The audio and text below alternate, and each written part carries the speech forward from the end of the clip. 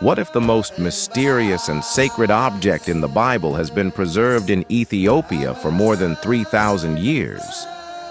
In the ancient world, few objects were more powerful or more mysterious than the Ark of the Covenant.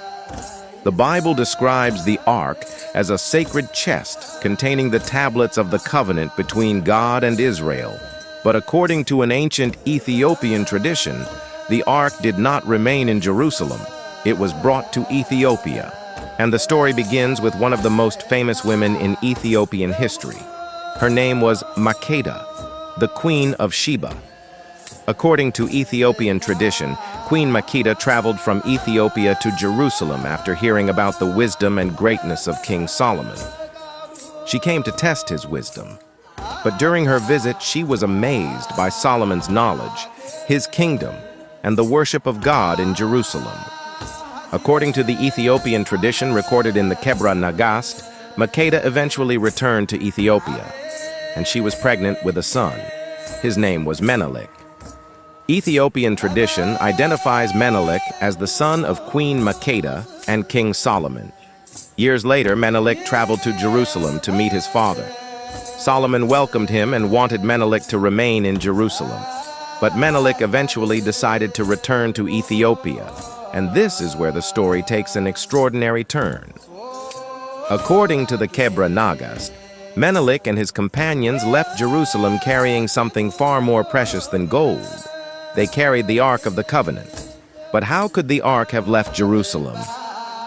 According to the Ethiopian tradition, the Ark was secretly taken by Menelik's companions. When Solomon discovered what had happened, Menelik was already on his journey south. The Ark was now on its way toward Ethiopia. Imagine that journey. From Jerusalem, across ancient lands, through dangerous roads and deserts, toward the highlands of Africa. For the Ethiopian tradition, this was not simply the movement of an ancient object. It was the beginning of a sacred legacy. Eventually, the Ark was said to have reached Ethiopia, and according to Ethiopian tradition, it was brought to the ancient city of Aksum. Aksum would later become one of the most important centers of Ethiopian civilization and Christianity. And this is where the story continues today. In Aksum stands the Church of Our Lady Mary of Zion. Next to the church is a small chapel known as the Chapel of the Tablet. Ethiopian tradition says that the Ark of the Covenant is kept there. But there is a remarkable difference between the Ethiopian Ark tradition and the way many people imagine the Ark. The object associated with the Ark is kept hidden. Only a specially appointed guardian is traditionally allowed to watch over it. The guardian is expected to remain dedicated to the Ark for life. No ordinary visitor is allowed to enter and examine it. No independent scientific examination has publicly confirmed that the object is the biblical Ark. And this is where history and faith meet.